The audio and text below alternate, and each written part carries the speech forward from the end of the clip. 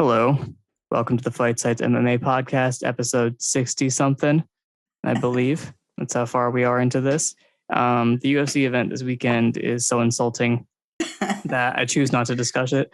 Actually, the previous ones were worse, but aside from Gastelum, Cannonier, and what is it, Royval Pantoja? Yeah, Which we can talk about after they happen, honestly, because pretty much. we're not going to do it. We're not going to give it attention. They're going to keep putting on terrible cards. We're just going to do other stuff. Yeah, I right? like those fights, but it's bad.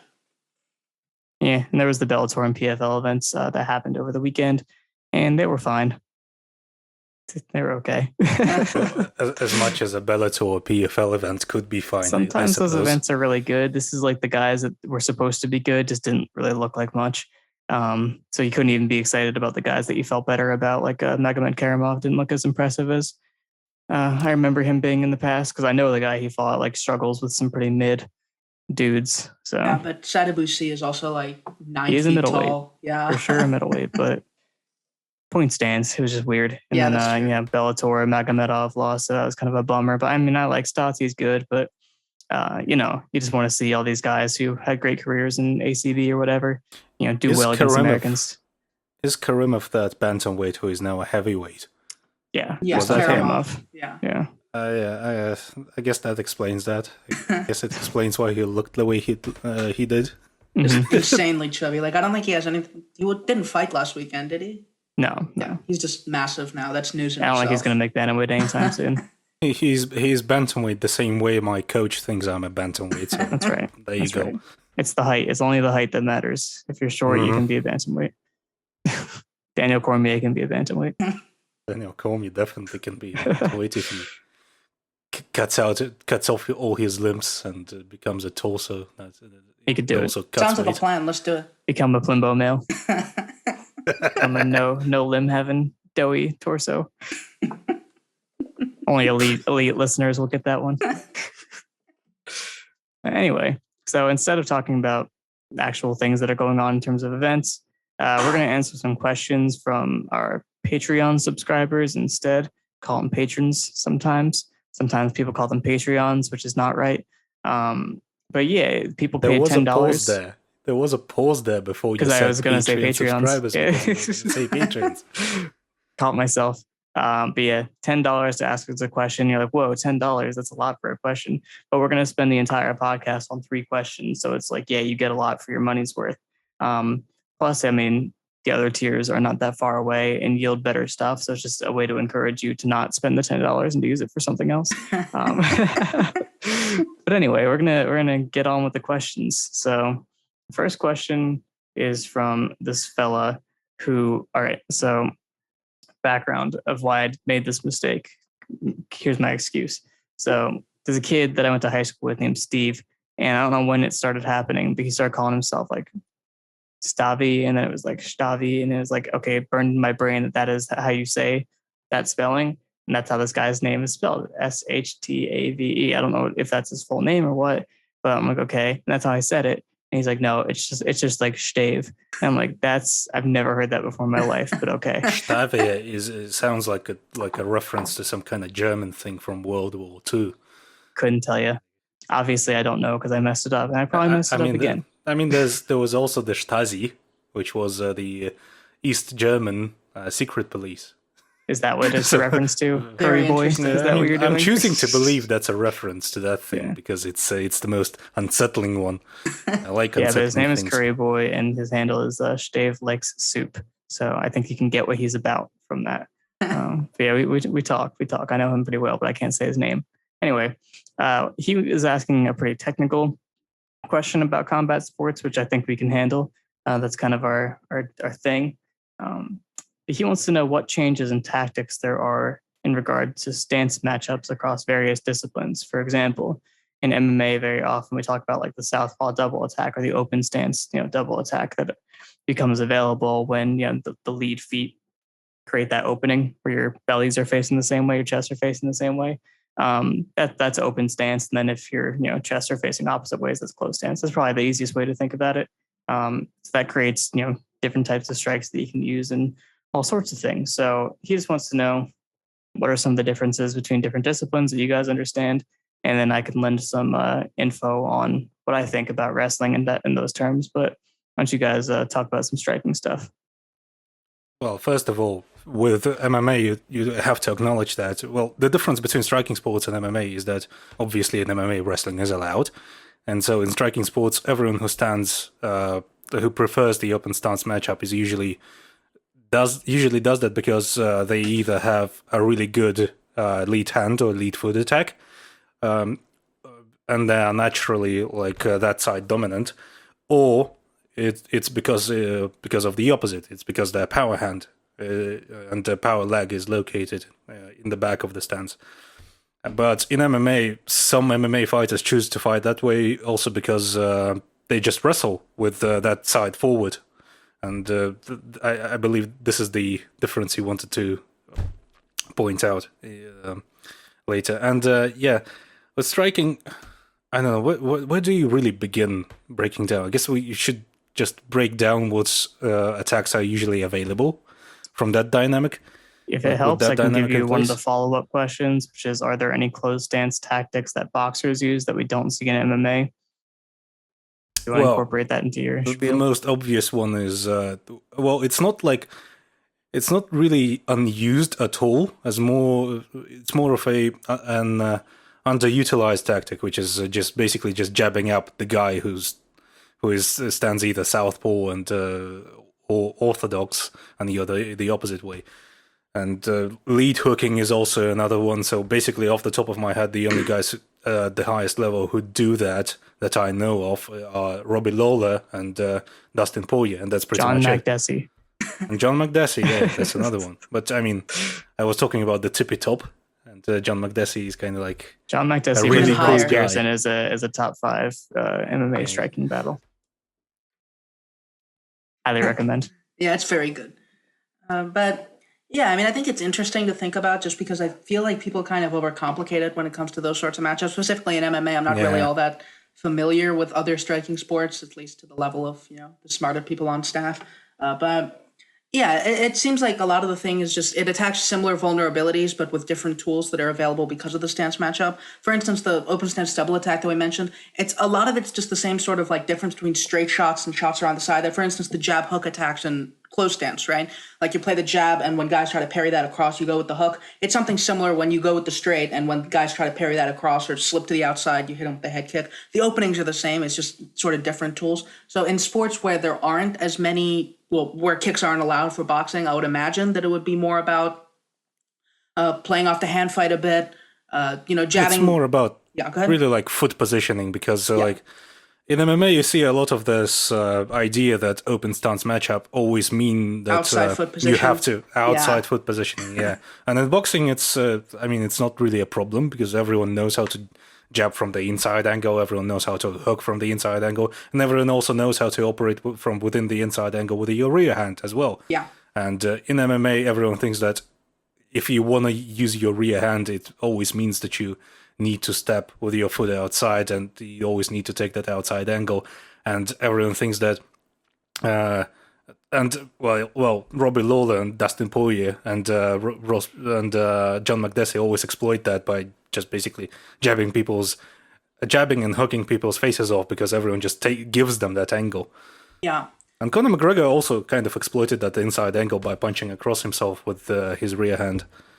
I think it's also the same sort of overcomplication happens when it comes to like angles, because I feel like a lot of people don't really understand the sort of close stance angles that people take, or at least MMA fighters don't really take them, because the only angle that commentary ever tends to point out is that sort of soft outside foot position angle, which like it's a useful angle, but a lot of it's not really an angle. A lot of the times I'll do it like fairly lightly, unless it's a really extreme sort of angle. Like if you've watched one of John McDessie's knockouts, I don't remember who it was, but there was a point where he stepped like super deep outside his lead foot, basically stepped behind him and cracked him with the Campbell. left. Oh, wow.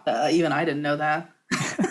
I used to watch every fight. The McDessie understander has logged on. I respect you so much. But yeah, that's one of those times where an angle really, really like the outside angle rather, it really contributes to like the sort of aims that an angle tends to, but usually it's just shortening the rear hand, right? Like if you take a soft outside foot position, you're not really hitting them as they turn because they don't really have to turn. you just have your foot on the outside of their foot, so it shortens the rear hand, but nothing else. But in closed stance, you actually tend to see a bit more dramatic angles because people aren't as one note with the angles that they want to take. It's reasonably easy to shut down guys just stepping to the outside of your lead foot really obviously to throw the rear hand.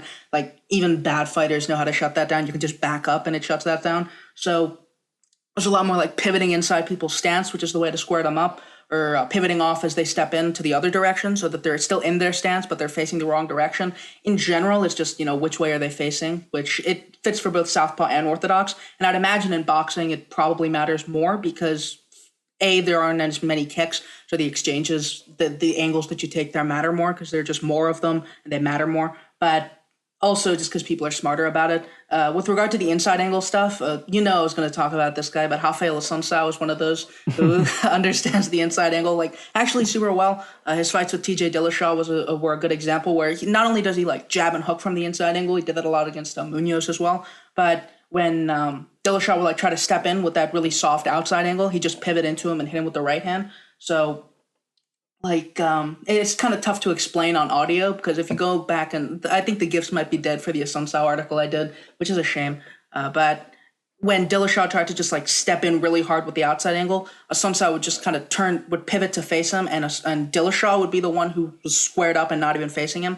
And Assunção would just hit him in the face as the straight wasn't in a particularly good position to land. So, yeah, I mean, there's a lot of things you can do from the inside angle. It's just, boxers tend to be better at it.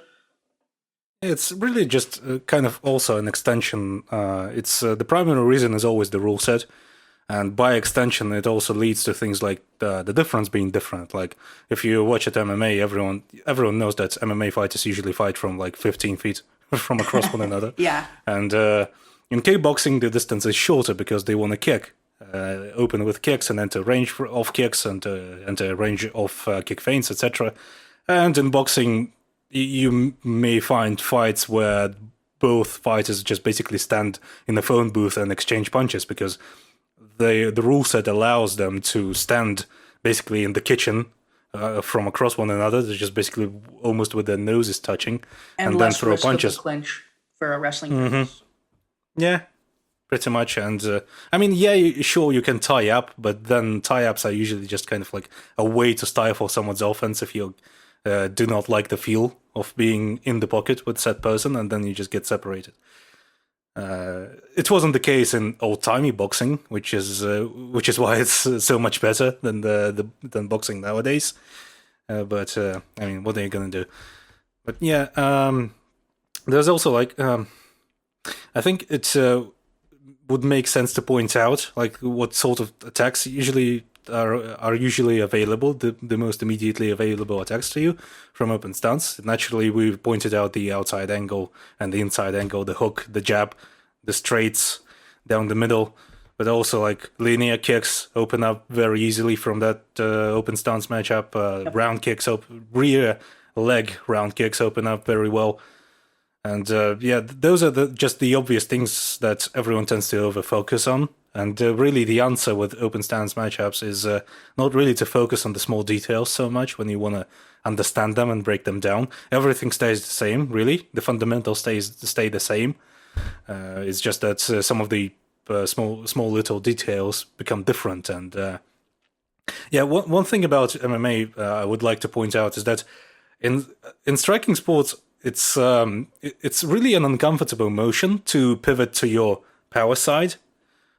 Step across yourself and then pivot out to your power side, while pivoting out to the side that stands forward, to basically pivoting with your back facing that direction towards which you're pivoting is much easier. It's much more natural, and so naturally with MMA, where you have to learn so much more, and being able to just zero in on so much more techniques.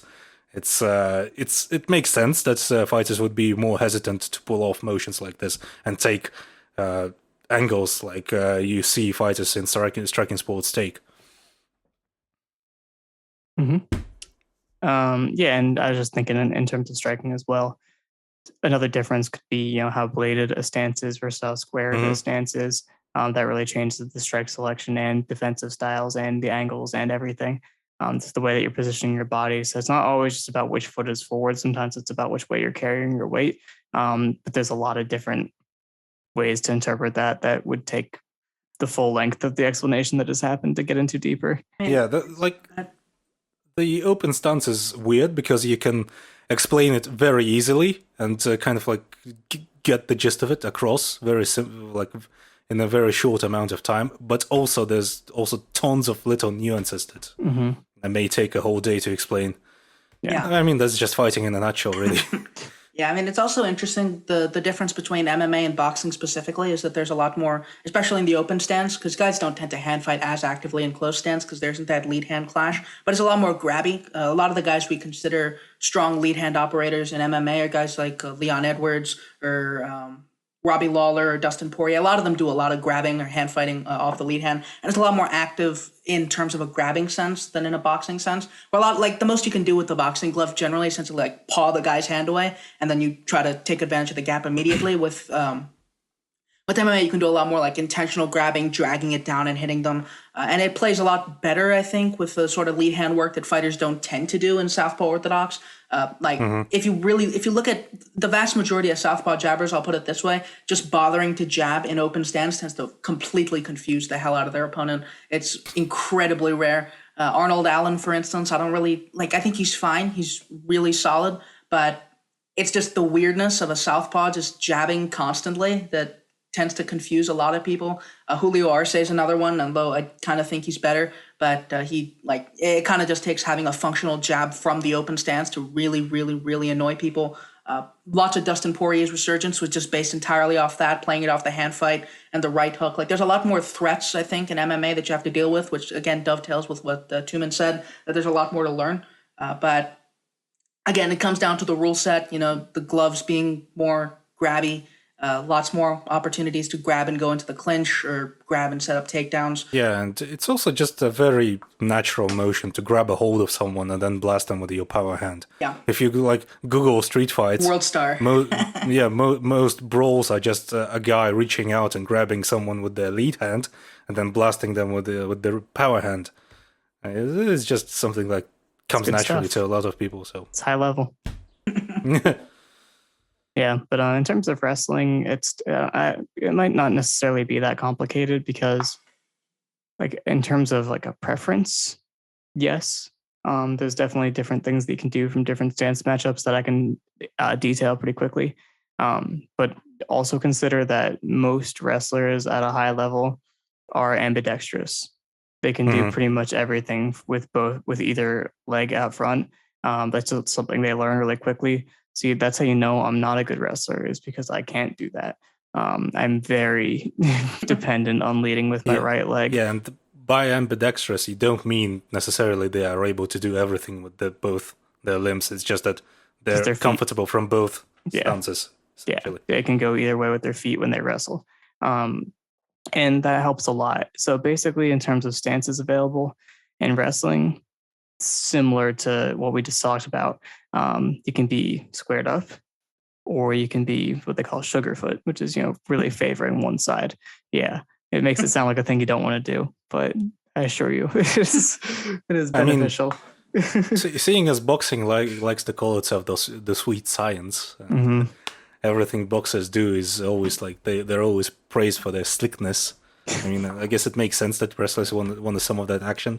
Yeah, I don't know. As well. Seems like I'm being teased when they say, "Oh, you're leading Sugarfoot." I'm like, "Oh, geez."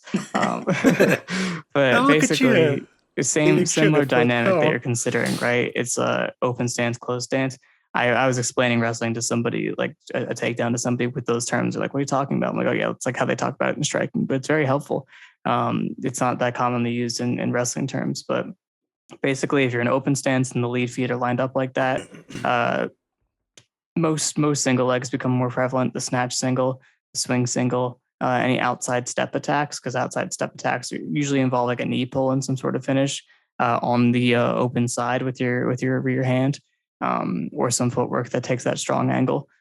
You can also, there's a lot of nuance to it, obviously, but like one example that comes to mind is like Jordan Burroughs' match with freaking the dude that does chest wraps. Damn, the guy that Kari Megamoto is better than. I don't know. I'm almost there. Is that the No, Chinese I guy? lost it. No. He's Russian wrestling for Belarus. Anyway, it was the first match of 2019 Worlds. Kadim Magomedov? No.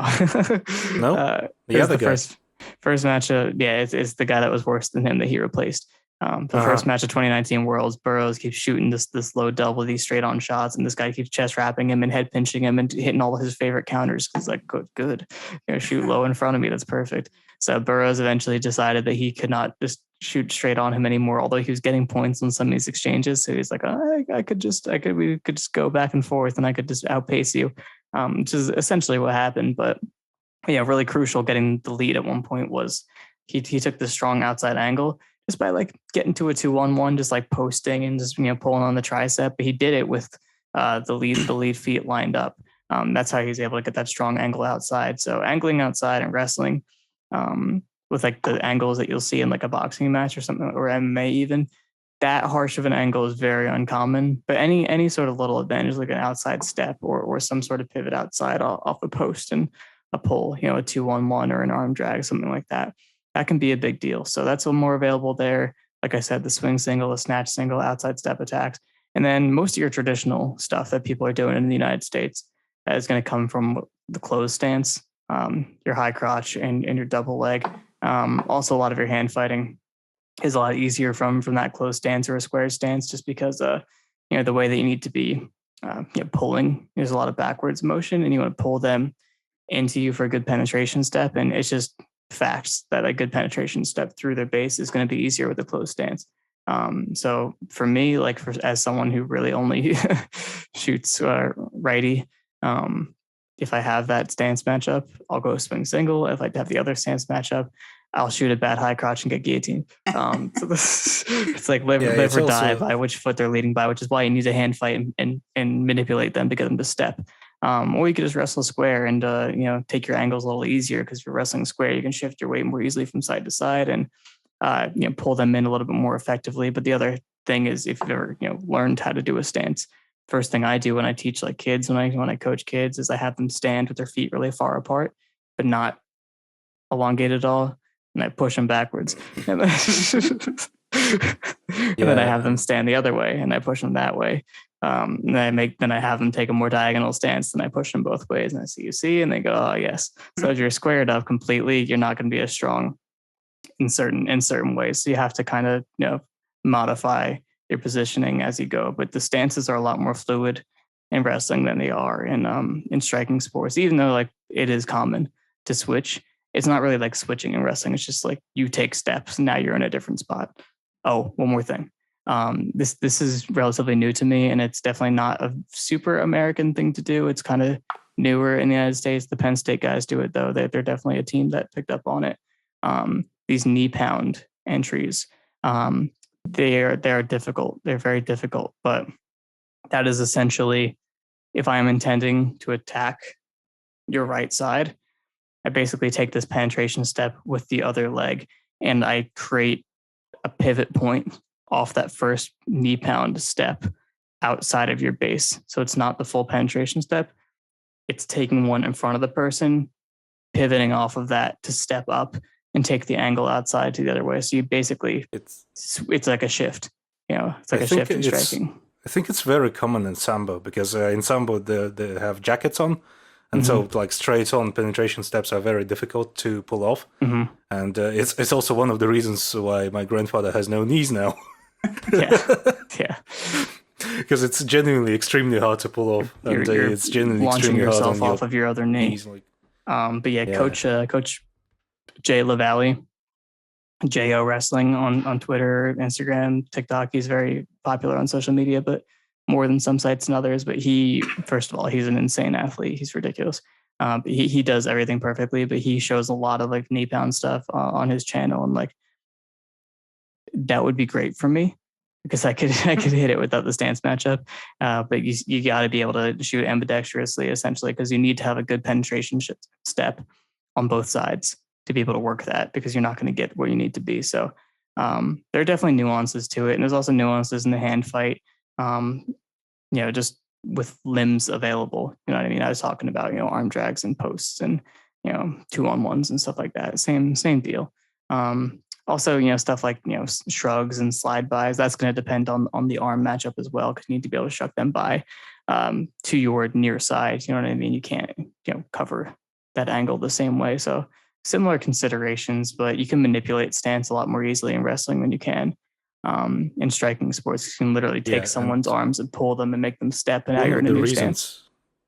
Also, another reason for why in striking stance switching is rarer than in wrestling, it's because since the dynamics change up, if both fighters constantly change stances, the fight becomes like bloodbath chaos, because they are constantly creating new openings with each stance switch.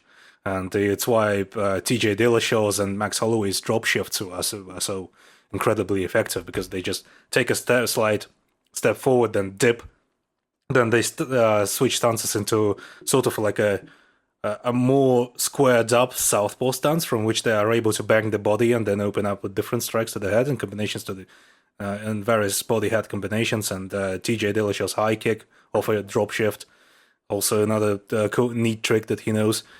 And in boxing, generally what you see is like boxers generally just stick to one single stance from which they're able to fight well against different matchups.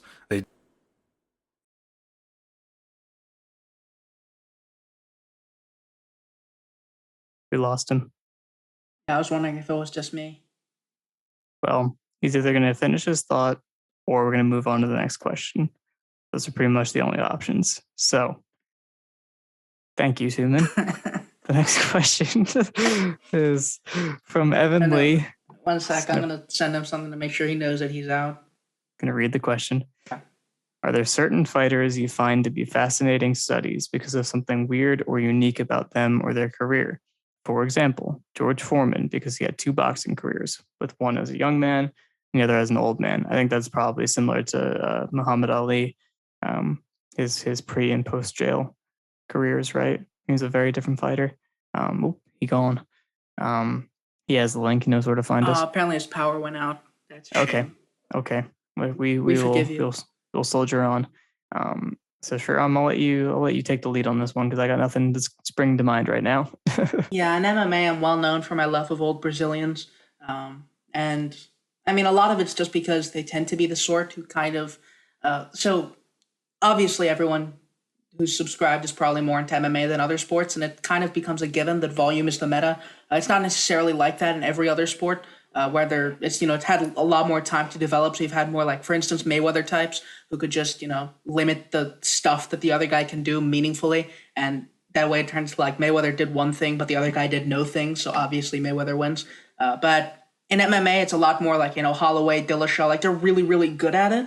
But the meta they're doing is just a really elevated version of what everyone else wants to be. Where if you look at the really old guys, they're the ones who don't have the physicality to really deal with stuff in the same way, which means, for instance, well, I already mentioned Rafael Sunsao, but he's probably the best example of this because at bantamweight, 38, 39-year-olds, they're just not that common. It's a really young, dynamic division. It's a division where, like, for instance, guys like Dominic Cruz and TJ Dillashaw, who are like really all just movement and volume, they really thrive there for a reason, right? You really need those traits. You need a high pace to succeed. Pretty much everyone at the top of bantamweight now is that way. And there's just this random old dude who's not really doing anything super complex, it looks like, but he's just making them look like complete buffoons for no reason. But yeah, I think that's what makes, like, in terms of like the question being like guys who have interesting career considerations, I think that's probably the interesting one that like carries through. Francisco Trinaldo's one who, like, for instance, I don't really think he was like a great volume limity fighter necessarily, but he was a really good counterpuncher, and it really limited the amount of work that his opponent could do on him, even if he wanted to push the pace. So he was a pressury southpaw double attacker sometimes, or sometimes he'd just take that inside angle we were talking about and crack guys really hard. But guys couldn't enforce volume on him very easily.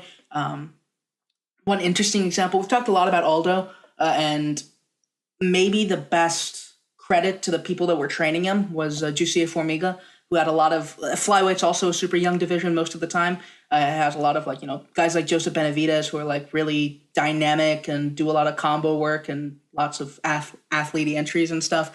And Formiga pretty much just did a lot of limiting work in that sense because he was not the best athlete around. He was like fine, but not like he wasn't DJ or he wasn't Joe B. He wasn't not powerful. even close. Yeah, so his attributes were different because he wasn't that sort of guy, and his career path sort of informed that, right? Like he really learned to deal with guys like Davis and Figueiredo, who are just really scary athletes in every single way, and he figured out how to control them. And yeah, I mean, that's just kind of the trend for me. It's tough to think of a ton because MMA doesn't really have MMA careers tend to be kind of one note, but that's the one that I have. Mm-hmm. No, welcome back. Stupid fucking piece of shit. Is your audio recording back?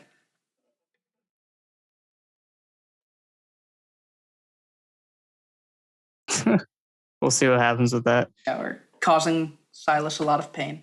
Oh, for sure. So, Toon, are there any fighters that you find to be fascinating studies because of something weird or unique about them or their career, like George Foreman?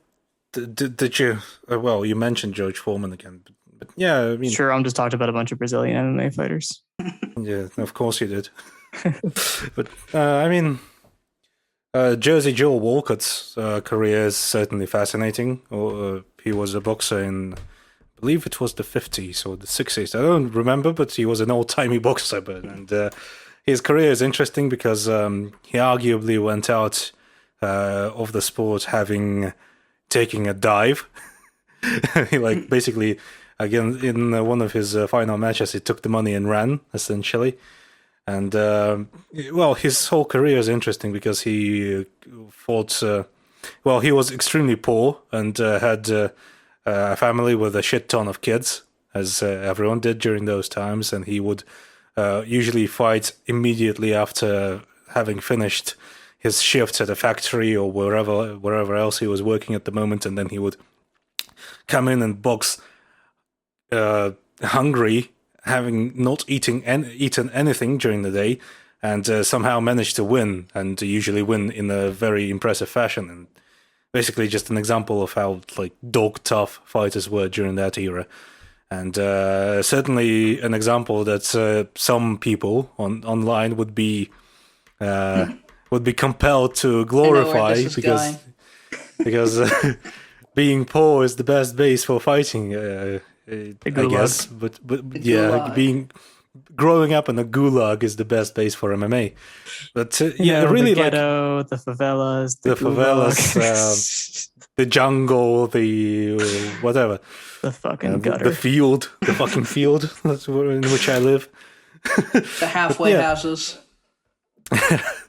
Really, Jersey Joe Walcott is really a deconstruction of that notion, because the reason why he wasn't able to have his big break until he was well into his late 30s and even 40s is because he was so poor and he had to take constant prolonged breaks from training, and yet he was gifted enough to still have these incredible performances and find success later in his career. And it's just one example, and it's kind of like he's kind of like the real Cinderella man, like the other Cinderella man whose story was dramatized in the movie, which is also called Cinderella Man, is about, what was his fucking name? I'm blanking on his name. Cinderella Man, that was his name. Yeah, that was his name. His name was Cinderella Man. It was Jim Braddock. He was a heavyweight, but really by modern MMA standards, he was really like a lightweight, and many boxers during that era were. And he was famously broke, also suffered multiple injuries that left him unable to work and fight, and he still was able to conquer the heavyweight championship of the world. And that's why he was able to do it, because he had that poverty grind set. Yeah, he had the poverty grind set, and he wasn't able to punch correctly because both his hands were broken. Yeah, boxing is like the oldest professional sport, professional combat sport on Earth, and so naturally it has lots of stories like that. Also, everything happened, and most of boxing history happened in America, and as a result, everything was recorded, and we have plenty of documented evidence, and that's why we have so many examples from boxing. And Foreman is also fascinating because, yeah, he had 2 careers. He's had this religious epiphany from suffering a heat stroke during his fight with Jimmy Young, after which he became an evangelist. And, well, basically, you can just go and watch his documentary. He has a documentary. It's very interesting. Go and watch that. I'm not going to hog up the airtime talking about how interesting Foreman is. But I guess Foreman is interesting the same way all the other fighters are interesting that I've presented here. And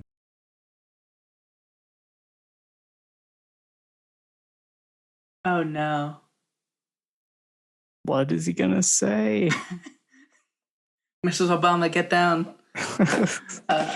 But Fighters who lose power and have to adapt their careers. Maybe. I think it was I think it was going in the direction of fighters who were disadvantaged growing up, or I was going with the power outage theme. Yeah. Oh, that's a good point. They were disadvantaged because their power was always going out. This is why 2 Minutes is so smart. It's real method electrical acting. issues. No, but yeah, I mean, I think you could make the point with MMA too, especially again with all the Brazilians. I mentioned with Formiga and Aldo, Renan Barão, their coach Andre Pederneiras, Dede. He was really the guy to really make them fight in a sense. I'm probably stealing a bit from the piece that Ryan is working on about Nova União, allegedly. I mean, he's working on it, but it's Ryan, so it's going to be super in depth and come out in about a decade. 2024. Yeah, but yeah, he was a super influential figure precisely because he could really make up for the fact that these kids didn't really have a lot of time to train or the resources to train. And it really does, like, you could say they came from poor environments to train, and they did, but it really took those things being sort of equalized for it to work out, which again takes away from the whole, if you come from the ghetto, you're really motivated thing. It's stupid, doesn't make any sense. But yeah, I mean, there are MMA examples as well. It's just a much younger sport, so boxing obviously has more. A lot of MMA fighters tend to be more like, come from more middle class areas because the sport pays awfully. It's not really like a thing of, middle class people like it more. It's just if you want an occupation, MMA is not a smart place to go. Yeah, unfortunately, I can't contribute much to this because I don't really like fighters based on like career that's stuff. A good point. You know what I mean? Yeah. It's just, I like how they fight typically. And a lot of the time, I'll just latch on to anybody I see who are like, oh, I like what you do. And that's just my boy from then on. And half the time, like these are just like random freaking dudes on the prelims. And, I follow them for like 5 years and they're doing pretty well. And then by the time they actually get into a situation where people would hear about them, they're not good anymore. That is typically where I end up. And it happened again a little bit to us with our ACA guys. They all befell terrible fates as soon as we started giving them attention. Yeah, and Chablis isn't doing bad either. I mean, he's in Bellator. He's probably going to be getting a title shot sometime soon, within a fight or two. But you know what I mean? It's just like, it's sad. You never get to have nice things. So that's the kind of career I like, is a guy who shows some promise that never ends up being any good. Yeah, I mean, there's also a reason why I turned my thing, like the career arc, into like the actual fighting part. Is like, if fighters were just old and bad, it's not that interesting. Or else I'd like I don't know, who's old and bad? Glover Teixeira, like he's okay. Glover Teixeira's fine, but I don't really like him more than the average fighter. I do like when they win in spite of being old, but then I'm also like mad at the people that didn't beat them, because I'm like, you shouldn't have let that happen, bro. Yeah. Pretty much. Like, you have to be old and cool. You can't just be old. Yeah, it's not really as much of a narrative thing for me as much as it is like the circumstances creating that. I think actually that I just thought of this, but Calvin Kattar and Rob Font actually have some interesting things about their, like, the way they came up, because the way I understand it, yeah, that's something. But the way I understand it is Kattar's been boxing since like a really, really young age, where Font actually only figured out, like, he actually only discovered fighting as a sport in general as like 21, 22, super late for a fighter, especially late for like an elite bantamweight. Is he the one that was like delivering pizzas or something like that? Font is the one who was delivering pizzas. Yeah, it's wild. And I think you could really, it's another one of those examples where you can really see it in the way that they fight, right? Everything Font does is like he's not as comfortable under fire, and pretty much everything he does is like it mitigates things by just like walking through them in like a kind of crude but clever way. For instance, like they have really weirdly similar processes, but Cater's a lot more comfortable sitting on the counter and defending, which makes sense because he's been doing it for a lot longer and from like his formative years. Where Font is like he's a lot more jab, jab, jab, jab, jab, walk forward, jab, do more jabbing, and limit things off that jab, like the little frames he does and the That clinch. pizza boy grind set. Where he was delivering pizzas in the gulag. But yeah, I think I generally mostly find it interesting when these circumstances lead to like real tangible things in their skill sets. It's just not really just, they're old, so they're cool, really. But yeah, I mean, there are a couple examples in MMA that are like fairly clear. I think Cater and Font is one of the more interesting ones because like the camp that they're at pretty much only has those two as real legitimate talents. And they both have very similar ways of thinking about fighting in a way. And they've just developed in very different ways because of the way that they've come up, if that makes sense. Like Cater can afford to be a bit more complacent, where Font just has to go, go, go, because offense is the first thing you develop and defense is the last thing you develop, and Cater's had time to develop it. Mm-hmm. This is barely relevant. It is, but it's just I don't know why this is what I'm thinking of and not any other examples I'm sure I feel more strongly about. But yeah, who's really made a good impression on me lately is Edson Barboza. I respect the hell out of that dude because he was just going through it for a long time. Yeah. I mean, his career was looking dire. I was making the same mistakes over and over again, taking crazy beatings and just really not seeming like things were ever going to turn around. But he hung in there, man. He figured it out a little bit. He's not like dramatically better and doesn't like not have those holes anymore, but he's really found a way to not let that sink him. And it's really not the way it usually happens. Like, yes, he's become a counterpuncher, which is always what happens. But like just generally, he just, figured out ring craft a little bit more, figured out his positioning a little bit more.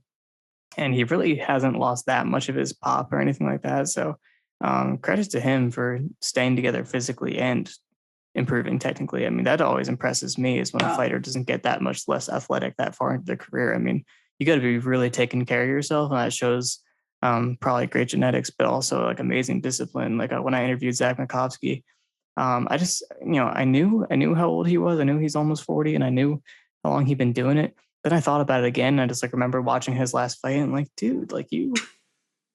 I know you have a lot of injuries, but flyweight, you are still in amazing shape. You're so strong. You're moving these guys around. You're hitting lat drops off single legs. You're doing everything. It's you're probably a better striker than you've ever been.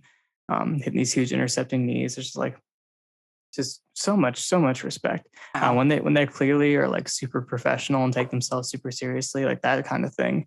That really wins me over. I just because I understand that's an unreal amount of discipline for such a long time. And those are the people that are really in it for the long haul. So much respect. Yeah, I mean, Barboza's kind of a weird case just because, the first time he went down to featherweight, it was incredibly scary.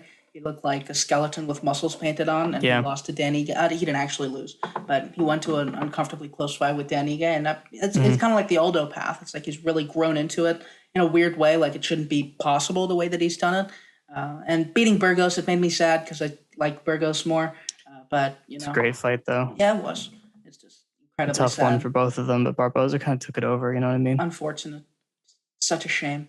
Very cool of him. I know, I don't want it to have to happen to somebody I like, but it's pretty awesome that he did it. Pretty much. Let's do our last question. So this question is from Hafid Darbaki, who I have not heard from before, I don't think. And we took a little while on this one, so my apologies. So first, Hafid said, I noticed that you guys had no content on Kazushi Sakuraba. I'll stop you right there. We do have content on Kazushi Sakuraba. You must not have seen our top 20 greatest fighters of all time articles, because the first one that came out was Kyle McLaughlin's article about Sakuraba. It was a very long career piece. That's your guy if you want to talk about old school or classic MMA stars from the olden days. I mean, he's a combat sports historian. He's all about that stuff. But Kyle did a great piece on Sakuraba and Fedor. I feel like people like both of those guys together, like just the heroes of Pride. But yeah, but then he said that made me think about your content on Pride and JMMA and overall. True, we don't talk about it that much. He said, I'm going to request that some content of Kyoji Horiguchi. Oh, I read that wrong, but wants us to talk about Kyoji Horiguchi and more about Ryzen in general. But for this question, we can just talk about Horiguchi. This is my chance to plug a couple of things I did. I'm not sure if I watched it for this, but he fought Hiromasa Okikubo twice, and I believe maybe I watched that one with Zach Mikowski, his fight with Horiguchi. But we also did I did a Demetrius Johnson resume review where I watched the Horiguchi fight as part of that, and that was like one of DJ's toughest tests. People remember it with like the buzzer beater armbar, which like made it seem like he was in perfect control the whole time. He ended up taking over pretty hard towards the end of the fight, but it was really competitive.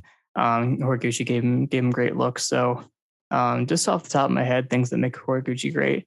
One, he's a great athlete, very physical, has good competencies in most areas at this point, which he didn't totally have at the time that he fought DJ. Like a lot of his scrambling was instinctive, and he's able to like athlete his way out of situations. But something just off the jump, just tactically that really works for him is he's a blitzing puncher. He can cover a lot of space in a combination, and he's a great round kicker. And those two things work together so well. Because if you're a big blitzing puncher, people are probably going to move backwards, or they're going to try to take an angle. And guess what? When they run out of space or when they try to go in a direction, you can round kick him, and he can do it with both legs. And he understands the dynamic, and he can control his entries and feint his leads and turn things into round kicks. And I think there's more to him when it comes to like counter punching and pocket boxing and stuff like that makes him really good. And I would also like to plug Ryan Wagner's piece. I think it was back when we were still at MMA Sucka, but it was like something Kyoji Horiguchi breakdown, like something about the point karate meta, some fancy title. But try to find that, because that's going to be a good Horiguchi article. Yeah, what do you think about him? His skill set, his striking. Yeah, I haven't watched as much of him as I should, just because I'm kind of a normie. I'm relying on you here. Yeah, I mean, you should. That's always a good decision. No, but I've watched enough of him to get a decent gauge of his game. Yeah, I think it's fair to say he's kind of the broad Robert Whittaker mold with that sort of karate boxing type thing. They're actually grouped together fairly often. And I think what really sets both apart is that they're fairly defensively competent in the pocket. One thing Horiguchi does really well is that little weaving left hook off his entry, where he steps in, weaves as guys try to counter, and just hits them on the way out and angles out. So that's just the kind of thought that he puts into a style that I think people think of as probably a bit riskier than it is. He did get cracked on the entry, I believe, by Kai Asakura, is the guy that walked him into it. Yeah. Like, it's a lot tougher early in a fight, I would say, when you don't have a great read on the counter, so the guy's going to choose, and the speed of the other guy, how reactive he is. If a guy just pulls the trigger instantly and clacks you, then it's rough because you're walking right into it. But the way that Horiguchi does it, it's a very reliable way to fight, which is why, same reason that guys like Robert Whittaker, right? They could get caught early in fights by guys like Darren Till and get hit like once after that total in the entire fight. So it's a strong game. Pretty much just what you said, the round kicking helps him a lot. I believe the rematch with Asakura, he just kicked him in the leg a whole bunch of times and then knocked him out. So, fair enough. Yeah. Yes, easy fight. A strong skill set, very strong striker. He beat Darian Caldwell largely by just sitting up against the fence and hitting him while Caldwell held on to him there, like the little leg mount. So that was cool. Everyone thought that the cage was going to be a more difficult matchup. I disagree. Well, obviously the cage ended up being the more difficult fight, but inherently, when it comes to wrestling in the ring, that's like a nightmare. Like, I would love to be the wrestler fighting in a ring against a striker, because wall walking is impossible. Wall walking is so hard, and there's this huge cheat code that when you go to reach for a double against the cage, there's a wall. So you have to scoop behind the legs. You know what I mean? You have to find that but with that the space. Ropes, there's the gap. But the ropes, you can reach right through and get behind and get a body lock or get a double or whatever, underhook under the ropes. Like, that's like a huge bonus. You know what I mean? That's really great. So yeah, that is like a massive advantage that the cage does not replicate. But I think what ended up happening is This Caldwell burnt out his energy trying to wrestle in the ring. Honestly, he couldn't pace himself as well because things were more fluid. And Horiguchi submitted him. He also hit him on the lead a decent amount, and because I think it was also a smaller area than the cage was for Bellator for their Bellator fight. But yeah, then in the Bellator fight, Caldwell was much more conservative, and he just tried to lean on him against the cage, and like I think he got outstruck from like a submissive position. You know what I mean? Like basically the same as getting outstruck off your back. But yeah, they gave it to Horiguchi, and a lot of people were worried that they're going to do what it seems like judges would do in that situation, but they actually scored it correctly and gave it to him. So that was awesome. Yeah. Did you see his fight with Tension? I watched it. I don't remember a ton about it. It was a very impressive showing for an MMA crossover for a kickboxing, though. That I remember. That it should not be possible to do that, but it was very strong. You were talking about those like weaving combinations, like his left hook. He was actually finding the mark a decent amount. But what was happening is he was overextending on a lot of his shots too. Intention's just way faster. It's like, I think he was just firing off shots, and like from the outside, Tension was more dangerous, but Horiguchi was actually doing a lot of his good work on the inside in the pocket. So I mean, that's definitely a matchup to analyze at some point, just because it's like an MMA fighter doing really well against the top 3, pound for pound kickboxer near the same weight class. I don't know if they're exactly the same size, but yeah, no, I love Horiguchi, and he being an American top team, he can wrestle offensively a bit. I remember, like, I think it was right after the DJ fight. Bagotinov, right? Yeah, he wrestled well with Bagotinov, but also dumb reference. Neil Seary, he took him down for most of the fight, like wrestled him against the cage and took him down, body locks and stuff like that, just to kind of prove that he could. Yeah, I appreciate him a lot, and he's somebody who's had a pretty long career already. Honestly, he had a good few years under him. I'm going to check that, but I think before he got started into in UFC, 2010. Yeah. Well, they rushed him is the thing, so his UFC tenure probably felt longer than it was. Yeah, so went pro in 2010 and had how many fights is this? 12 fights. 12 fights in 2 years. Okay, that's a lot. Wow. That's about 3 years, but still, that's crazy. Yeah, and then he had 1, 2, 3, 4, 5, 6, 7, 8 UFC fights. Yeah, I guess that's about how long it felt. About 3 years as well there. But yeah, that was 5 years ago. It's been a while, and he's had a full. He's basically had his prospect career, which I think ended when he fought DJ. You're not a prospect anymore to get a title shot. And then his post title shot veteranship, and then basically his becoming one of the best fighters in the world when he won the Ryzen title. Started beating guys like Manal Kape and Ian McCall and Oki Kubo, those fellas. Which I know you're like, whatever. What kind of competition is that? But those guys are good. They were doing good at the is time. Okay at what? Yeah, Ian McCall was still decent around then too. The way it happened was funny, but was that the rope cut? Yeah, I think so. No, that was the Kape McCall fight. I think he just knocked McCall out in 9 seconds. Oh man, that's way cooler. Has terrible luck. But yeah, the Kai Asakura loss definitely stung, and afterward, Horiguchi was like, I have all these injuries, and Ryzen was like pressuring me to fight when I wasn't ready and wasn't recovered, and like it all kind of compounded. He had a lot of excuses, and then he came back and he won super easily. But I don't know.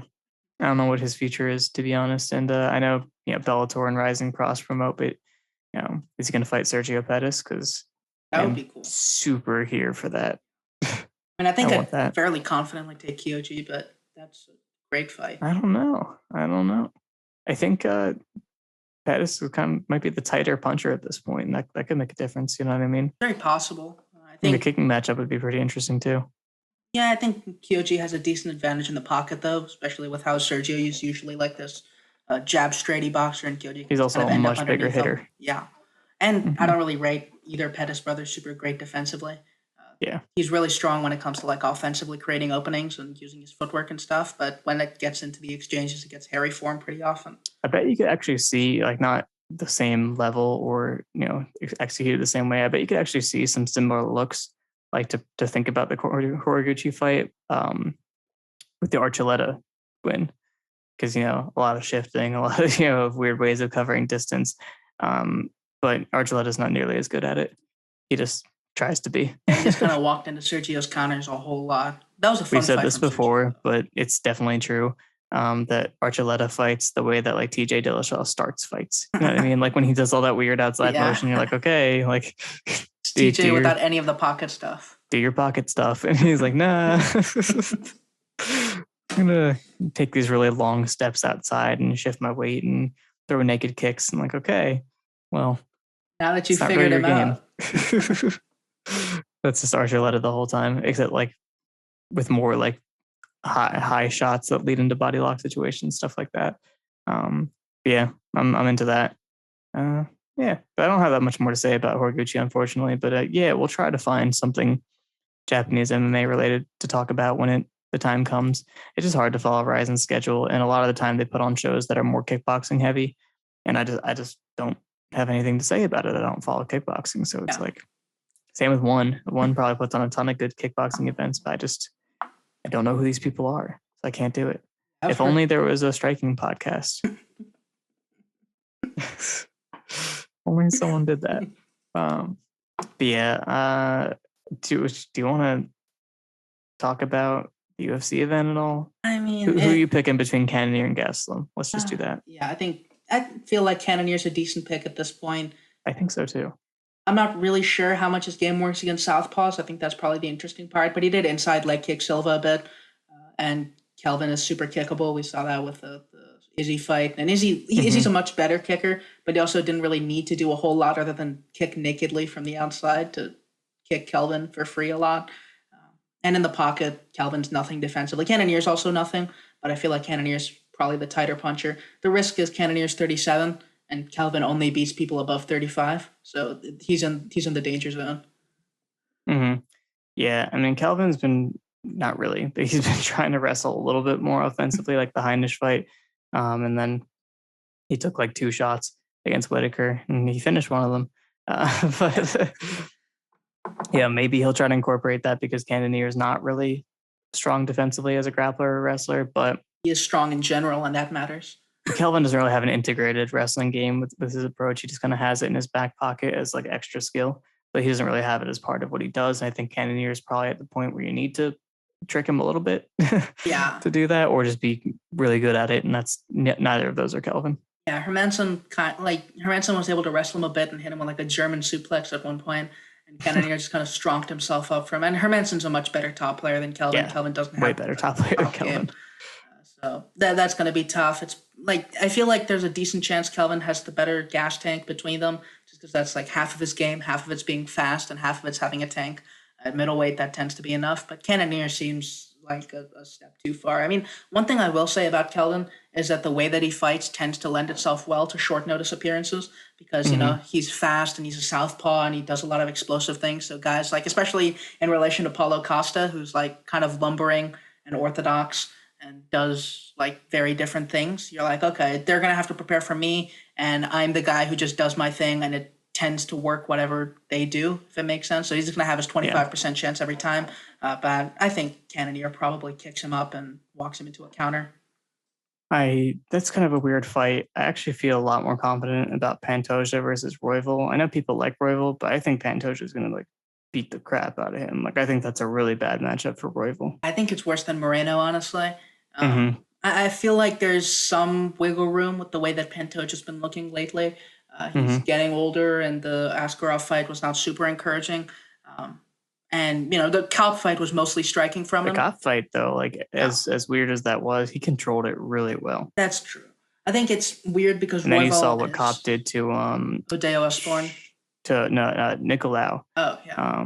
How it was kind of a similar dynamic where Nicolau controlling exchanges really well and being sneaky and getting his cool takedown entries and like being like outside control man, which is kind of what Pantoja did. And then Kalp pressured and like walked him down, like hit him with massive shots. He could not do that at all to Pantoja. So I think Pantoja, while kind of being uglier mechanically, and maybe seeming less nuanced on the feet than someone like Nicolau, I think he knows what he's doing and it's like a much more physical presence than someone like Nicolau. So I just think he's going to punish Royval. And plus he's also a better grappler than Royval and a better wrestler. So it's one of those things where it's really hard. I know Royval creates chaos, but a lot of the times as people making mistakes because they hurt him or like something like that. So I don't know. I'm not optimistic about this one for Royval. Yeah, I like Royval actually a lot more than most flyweights at this point, mostly because Fig is dead and all the other cool flyweights are old. So, I mean, Royval is cool. Fig is also old. He's both dead and old. He's old and dead. But yeah, I think Royval is generally going to struggle more with someone like Pantoja than even against someone like Moreno, because Moreno is less active as a wrestler. He's a bit less pressury. Moreno, if I remember correctly, a lot of what Royval did against Moreno was just like kicking him through the open side a bunch. I hit him with one good knee and just sort of pressured him. Pantoja is a bit less keen to give up space, and you can just shoot if you try to pressure him way too hard. He has, I think against Figueiredo, he had this really nice double that Figueiredo just sort of stood up out of, which was just wild. I don't trust Royval to do the same sort of thing. One thing, I think one way people call Royval is like a Ferguson type. He's tiny Ferguson, which it's weird because the striking kind of resembles it, but it's also a lot different because you haven't really seen the same sort of open side kicking arsenal. And, you know, the tools are very different, even if it's philosophically not super different, if that makes sense. But yeah, I mean, I hope Royval goes far. I like Pantoja a lot, but I feel like they're not really going to give him a shot at Moreno, even if he wins this, which is sad. Because, you know, Askarov's in the way and he's already beaten Pantoja and probably Fig 3 at some point. Cody Garbrandt. I think Askarov is injured. I'm not sure how healthy he can stay, so you might just get your chance by default. That's true. But then there's Cody Garbrandt, which sucks for everybody in any division. He's that's definitely gonna. Moreno's already mentioned him. Such a shame. Yeah, I mean, I just hope it's fun. I hope Royval puts up a good showing. But it's a tough fight, and if Pantoja is still there athletically, and I'm not sure he is, but if he is, it's a fight that I think Pantoja can figure out. I agree. Will I watch it? We'll see. We'll find out. But yeah, thank you for answering those questions with me, and Tumen, thank you as well. You're not here, but you did a good job. And yeah, thank you to our patrons for asking us those questions, but more importantly, for paying us the money for the right to ask the questions. Thank you. That's what matters. Yeah, subscribe to the Fight Side on Patreon. Check out all the different content options we offer for your subscriptions, and I encourage you not to use this one because you can get better things for comparable amounts of money. So yeah, I think you should do that. Although this is the one that we can promise on the most prompt schedule. It's like we do the podcast a lot. They're the easiest to fulfill. Yeah. And if you're just like, I want to support a little bit more, but also I had a question, and it's like not really about buying the question, it's just about being in the tier, but there's the perk that there's the question. You're like, all right, I'll use that. I think that's kind of what it is for some of these guys, but I'm not going to question your methods. Thank you anyway. Thank you. All right. Yeah, I think that's the end of this one. So